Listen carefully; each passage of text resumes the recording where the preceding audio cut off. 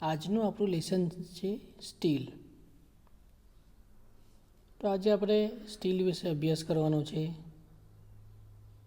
એની બનાવટ કેવી રીતના થાય છે એના વિશે અભ્યાસ કરવાનો છે. તો સ્ટીલ જે છે તે સામાન્ય રીતે પ્લેન કાર્બન સ્ટીલ માટે વપરાતો આવતો શબ્દ છે. સ્ટીલમાં જે મૂળભૂત તત્વો હોય છે તે છે આયર્ન અને કાર્બન, જેમાં કાર્બનનું પ્રમાણ 1.5% જેટલું હોય છે. એ ઉપરાંત સ્ટીલમાં આંશિક માત્રામાં સલ્ફર, સિલિકોન, ફોસ્ફરસ, મેંગેનીઝ વગેરે પણ હોઈ શકે છે. તો એને આપણે સ્ટીલની હવે બનાવટ જોઈએ. સ્ટીલ કેવી રીતના બનાવવામાં આવે છે, કઈ કઈ પ્રોસેસ હોય છે. તો જે સ્ટીલની બનાવટ હોય છે એ Bessemer process, LD process, electric process અને ઓપન હર્ટ પ્રોસેસથી સ્ટીલ બનાવવામાં આવે છે. સૌ પ્રથમ આપણે બેસીમર પ્રોસેસ વિશે અભ્યાસ કરીએ. બેસીમર પ્રોસેસ કેવી હોય છે, એમાં શું થાય છે, એમાંથી કઈ રીતના સ્ટીલ બનાવવામાં આવે છે એ આપણે જોઈએ પહેલાં. તો આ જે પ્રોસેસ જે છે એ વિશાળ કોન્ક્રીટ મિક્સર જેવા ઘણા આકારના કન્વર્ટરમાં કરવામાં આવે છે. તમે આકૃતિમાં જોઈ શકો છો કે આપણે જે કોન્ક્રીટ બનાવીએ છીએ બાંધકામમાં, જે કોન્ક્રીટ મિક્સર હોય છે એના જેવું જ આ હોય છે, કન્વર્ટર જે હોય છે. તો આ કન્વર્ટરને બેસીમર કન્વર્ટર કહેવામાં આવે છે. આ કન્વર્ટર જે હોય છે તે સ્ટીલની પ્લેટમાંથી બનાવવામાં આવે છે અને એની અંદર અગ્નિ પ્રતિરોધક લાઇનિંગ કરવામાં આવે છે. કારણ કે જ્યારે આ જે સ્ટીલ બનાવવામાં આવે છે ત્યારે એમાં ગરમ કરવામાં આવતું હોય છે, એટલે ગરમી વધારે હોય છે. એટલે સ્ટીલનું બનાવેલું હોય તો એની ગરમીથી સ્ટીલ પર બહારનું જે કવર જે છે એ પણ પીગળી શકે. એટલા માટે શું છે કે અંદરની ગરમી બહાર જાય નહીં, એના માટે શું કરવામાં આવે છે, એમાં અગ્નિ પ્રતિરોધક એટલે કે ફાયર ક્લે, આકૃતિમાં તમે જોઈ શકો છો કે એમાં ફાયર ક્લે બ્રિક્સ, બરાબર, એટલે એમાં એ જે ગરમીની અસર એમાં થતી નથી હોતી એવી ઈંટ આવે છે ફાયર ક્લે. એટલે એ એવી ઈંટ હોય છે, ઈંટથી એનું ચર્તન કરીને એને બનાવવામાં આવે છે, જેથી કરીને અંદરની જે ગરમી છે એ બહાર જે બનાવ્યું હોય છે સ્ટીલનું આખું આપણે બનાવ્યું હોય છે ફર્નેસ, એને ત્યાં સુધી ગરમી પહોંચતી નથી. એટલે ફાયર ક્લેથી એને બનાવવામાં આવે છે. આ જે પ્રક્રિયા જે છે એ 3 સ્ટેજમાં કરવામાં આવે છે. 3 સ્ટેજમાં કમ્પ્લીટ કરીને પછી એમાંથી સ્ટીલ બનતું હોય છે.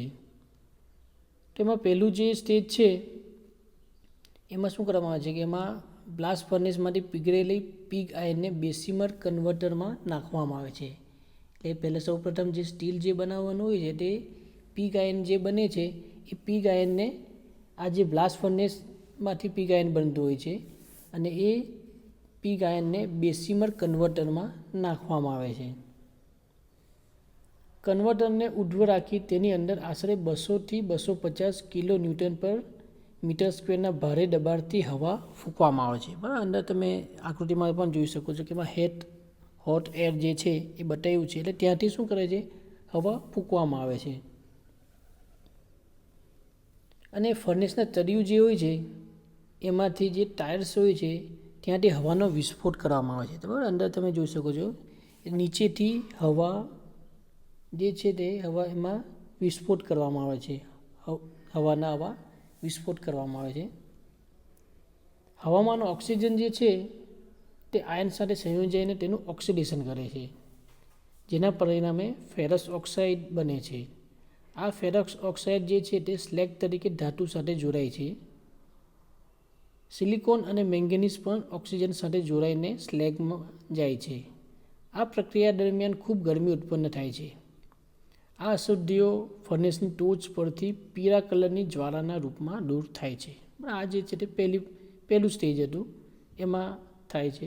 હવે એના પછી બીજું સ્ટેજમાં શું થાય છે, તો આ જે બીજું સ્ટેજ છે એમાં શું થાય છે કે એમાં આયર્ન છે, સિલિકોન, મેંગેનીઝ જે છે તે ઓક્સિડેશન પછી ચાલુ થાય છે જ્યારે ધાતુ યોગ્ય તાપમાને પહોંચે છે આ પરિસ્થિતિમાં પીગળેલી બાથમાંથી કાર્બન બળી જાય છે. આ તબક્કામાં બળેલું કાર્બન મોનોક્સાઇડના સ્વરૂપમાં સફેદ જ્વાળા સ્વરૂપે ફર્નેસના મુખમાંથી બહાર નીકળે છે. એના પછી ત્રીજું સ્ટેજ આવે છે. એમાં આ તબક્કામાં ચાર્જમાંથી કાર્બન દૂર થયા પછી ચાલુ થાય છે. જ્વાળા નાની અને ભૂરા રંગની બનતી જાય તે એમ સૂચવે છે કે લગભગ બધો જ કાર્બન બળી ચૂક્યો છે. એનાથી ભૂરો રંગનું બનતું થઈ જાય ત્યારે ખ્યાલ આવી જાય કે આપણને કાર્બન બળી ગયો છે. હવે કન્વર્ટરને આરું કરવામાં આવે છે. ઓક્સિજનનો પ્રવાહ બંધ કરી તેમાં કાર્બન, સિલિકોન અને મેંગેનીઝનું સુયોગ્ય પ્રમાણ મેળવવા માટે ડીઓક્સિડાઇઝેશન તરીકે તેમાં મેંગેનીઝ, ફેરોસિલિકોન અથવા એલ્યુમિનિયમ નાખવામાં આવે છે, જે ધાતુમાં રહેલી ઓક્સિજન દૂર કરે છે. અને ત્યારબાદ જરૂર મુજબ કન્વર્ટરને આરું કરી તેમાંથી સ્ટીલ બહાર કાઢી લેવામાં આવે છે. આ રીતના સ્ટીલ બનાવવામાં આવે છે બેસિમર પ્રોસેસથી. એના પછી જે છે તે આપણે જોવાની છે કે એલડી પ્રોસેસ. બીજી જે પ્રોસેસ જે છે કે જેનાથી સ્ટીલ બનાવવામાં આવે છે તે છે એલડી પ્રોસેસ. હવે એલડી પ્રોસેસ જે છે તે લિન્સ અને ડોનાવિન્સ નામના બે શહેરના નામ પરથી આ પ્રક્રિયાનું નામ લિન્સ અને ડોનાવિન્સ પ્રોસેસ પાડવામાં આવ્યું છે. એટલે શોર્ટમાં એને એલડી પ્રોસેસ કહેવામાં આવે છે. તો આ પ્રક્રિયા મધ અંશે બેસિમર પ્રોસેસ જેવી જ હોય છે, પરંતુ તેમાં ફરક એટલો હોય છે કે આ પ્રક્રિયામાં એર બ્લાસ્ટને સ્થાને પ્રવાહી ઓક્સિજનનો મારો કરવામાં આવે છે. એક વોટર કૂલ લાન્સમાંથી ફૂંકવામાં આવતો આ ઓક્સિજન જે છે તે 99.5% શુદ્ધ હોય છે. ઓક્સિજન પર ઉપરથી અંદર તો આકૃતિમાં પર એમાં ચાર્જિંગ મટીરિયલ નાખવામાં આવે છે. એના પછી હોટ મેટલ નાખવામાં આવે છે. એના પછી બ્લોઅર છે. ઉપર તમે જોઈ શકો છો કે ઉપરથી જે છે તે બ્લો કરવામાં આવે છે.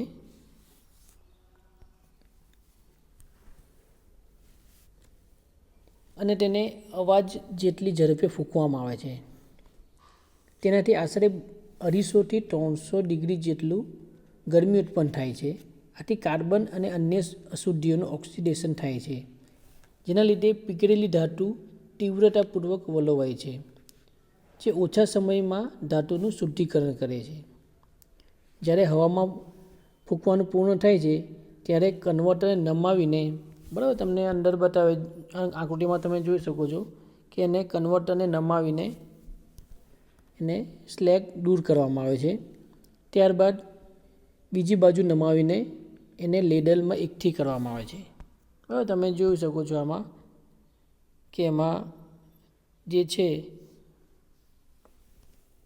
તેમાં, બરાબર, એને સ્લેગ દૂર કરવામાં આવે. અંદર બતાવ્યું છે તમને અંદર આકૃતિમાં પણ કે એનું જે મટીરિયલ જે છે,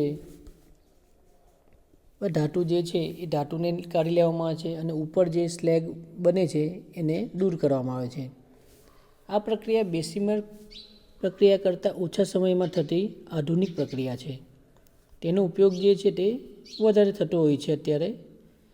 તેના વડે લેવાતી એક હીટમાં આશરે 100 ટન જેટલી ધાતુના કન્વર્ટરમાં સમાવી શકે છે. અને આ રીતે મેળવેલી ધાતુ જે છે તે વધુ શુદ્ધ હોય છે.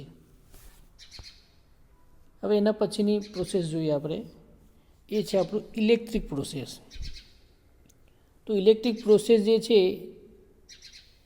તે શું છે, ઇલેક્ટ્રિસિટી જે આપણને સરળતાથી ઉપલબ્ધ હોય છે અને એની કિંમત પહોંચી હોય છે. જે રીતના આગળની જે પ્રોસેસ જોઈએ, બેસિમર પ્રોસેસ છે, એલડી પ્રોસેસ છે, એના માટે આપણે જ્યારે ધાતુને ગરમ કરવામાં આવે છે એમાં એના કરતાં જે ઇલેક્ટ્રિક પ્રોસેસથી જે ધાતુને ગરમ કરવી હોય તો જે એ આપણને સરળતાથી મળી શકે છે અને એનું કિંમત પણ ઓછી હોય છે. એટલા માટે એનું આ જે ઇલેક્ટ્રિક પ્રોસેસ છે એનું વ્યાપ વધતો જાય છે. એનાથી વધારે જે સ્ટીલ જે છે મોટે ભાગે એમાં ઇલેક્ટ્રિસિટી હવે બનાવવાનું પ્રોસેસ જે છે દિવસે દિવસે એનો વપરાશ વધતો જતો હોય છે. આ પ્રક્રિયામાં ઇલેક્ટ્રિસિટીનો ઉપયોગ ફક્ત ગરમી ઉત્પન્ન કરવામાં આવતો હોય છે. અને જે એનાથી શું, એટલે એના જે ગુણધર્મો છે એનાથી ગુણધર્મોમાં તેની કોઈ અસર થતી નથી. હવે સ્ટીલને જે સ્ટીલ બનાવટમાં જે છે તે બે પ્રકારની ઇલેક્ટ્રિક ફર્નેસ વપરાતી હોય છે. પહેલું જે છે તે છે આપણું ડાયરેક્ટ આર્ક ફર્નેસ. અંદર તમને આકૃતિમાં જોઈ શકો છો. એ છે આપણી ડાયરેક્ટ આર્ક ફર્નેસ. તો આ પ્રક્રિયામાં આશરે 2 મીટર લાંબા કાર્બન અથવા ગ્રેફાઇટના ઇલેક્ટ્રોડનો ઉપયોગ થાય છે. આ ઇલેક્ટ્રોડને ફર્નેસમાં દાખલ કરીને કરંટ ચાલુ કરવામાં આવે છે. આ ઇલેક્ટ્રોડને ફર્નેસમાં દાખીને આકૃતિમાં તમે જોઈ શકો ઉપર જે તમે જોઈ શકો તો ઉપર છે એ છે આપણા ઇલેક્ટ્રોડને જ્યારે કરંટ ચાલુ કરો ત્યારે ઇલેક્ટ્રોડ ગરમ થશે અને એમાં ગરમી ઉત્પન્ન થશે. અર્થની અંદર રહેલા ધાતુનો ચાર્જ અને ઇલેક્ટ્રોડ વચ્ચે શક્તિશાળી સ્પાર્ક થવાથી ગરમી ઉત્પન્ન થાય છે. આ ગરમી મેળવવાથી ચાર્જ પીગળે છે. આ પ્રક્રિયાથી સ્ટેનલેસ સ્ટીલ, HSS વગેરે અને એલોય સ્ટીલ પણ બનાવવામાં આવે છે. આ પ્રક્રિયામાં પિગ આયર્નને કાચી ધાતુ તરીકે સીધી નથી વપરાતી. તેને સૌપ્રથમ ઓપન હર્ટ પદ્ધતિમાં થોડું શુદ્ધ કરવામાં આવે છે. ત્યારબાદ આર્ક ફર્નેસમાં દાખલ કરવામાં આવે છે. આધુનિક આર્ક ફર્નેસ 0.5 થી 80 ટનની કેપેસિટી હોય છે. આ જે છે તે આપણે ડાયરેક્ટ આર્ક ફર્નેસ છે. હવે એના પછી આપણે જોઈએ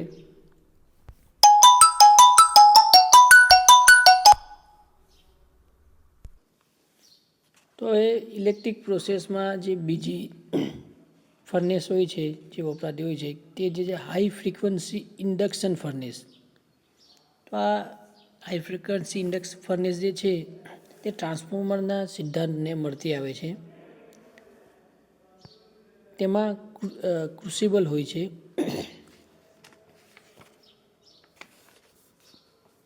તેના ફરતે સેકન્ડરી કોઇલ લગાવવામાં આવે. અંદર જે આ તમને આકૃતિમાં તમે જોઈ શકો છો કે આ ફર્નેસની અંદર શું હોય છે, કોઇલ વીંટાળવામાં આવે છે આજુબાજુ. તેની પ્રાઇમરી કોઇલમાંથી કરંટ પસાર કરવાથી મેગ્નેટિક ફિલ્ડ ઉત્પન્ન થાય છે.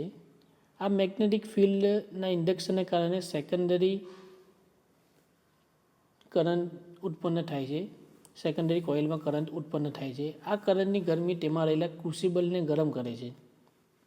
અંદર તમને આકૃતિમાં જો ક્રુસિબલ બતાવ્યું છે તમને, તો એમાંથી બરાબર એમાં જે છે ક્રુસિબલ એમાં ગરમી ઉત્પન્ન થાય છે. આ ફર્નેસને એસી કરંટથી ઓપરેટ થતો હોય છે. કરંટ જે આપવામાં આવે છે કોઇલમાં તે આપણું એસી કરંટ કે જે આપણા ઘરમાં જે યુઝ થાય ને આપણે તે આપણો એસી કરંટ હોય છે. ને બેટરીમાં જે કરંટ હોય છે એ ડીસી કરંટ હોય છે. એટલે આ જે ફર્નેસ છે તેમાં એસી કરંટથી ઓપરેટ થાય છે. આ ફર્નેસમાં કોઈ પણ ઇલેક્ટ્રોડની જરૂર પડતી નથી. જે રીતના આપણે આગળની આપણે જોઈએ ને કે ડાયરેક્ટ આર્ક ફર્નેસની અંદર શું હોય છે એમાં ઇલેક્ટ્રોડ રાખવામાં આવતા હોય છે કે જ્યારે આમાં જે ગરમી ઉત્પન્ન થતી હોય છે એ કોઇલ દ્વારા ગરમી ઉત્પન્ન થતી હોય છે.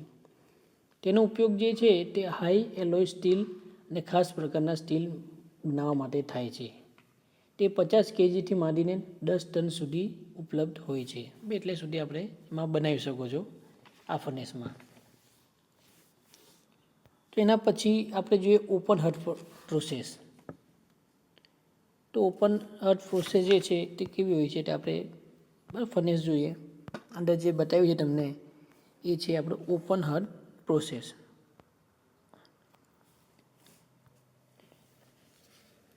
તો આ પ્રક્રિયા જે છે એ બેસિમર પદ્ધતિમાં આવતા ગેરલાભો દૂર કરવામાં આવ્યા છે. આમાં દેશમાં મોટાભાગનું સ્ટીલ છે તે આ પ્રક્રિયા દ્વારા બનાવવામાં આવે છે. આ ફર્નેસ જે છે તે રિબેરેટરી ફર્નેસ છે. તેમાં એક મેલ્ટિંગ ચેમ્બર હોય છે જેનું ટોપ જે છે છાપરા વડે બાંધવામાં આવે છે. આ આકૃતિમાં તમે જોઈ શકો છો ઉપરનો ટોપ જે છે